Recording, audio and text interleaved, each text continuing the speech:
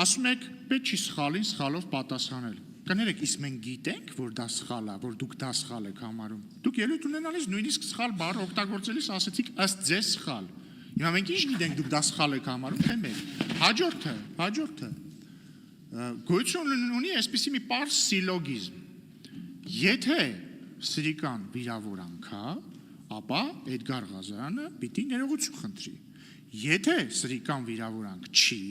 ուրեմն լրիվ նորմալ է, որ Էդգար Ղազարյանին, ըստ Էդգար Ղազարյանի, անվանեն սրիկա։ Դա սիլոգիզմ է, որը ես առաջարկում եմ կոտրել ստեղ, շատ պարզ ձևով։ Նախ ձեզնից ոչ ոք չի առաջարկում բերել ստեղ զոհ անել։ Փառք Աստծո,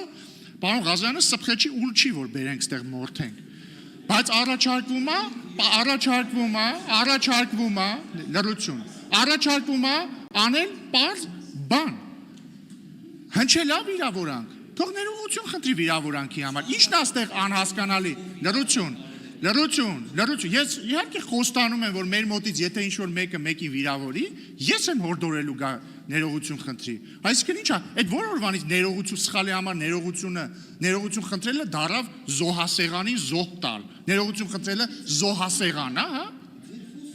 Մեր խոսույթը դա չի, մեր խոսույթը հետևյալ է, եթե դուք մերպես համարում եք, որ սրիկա բառը վիրավորանք է,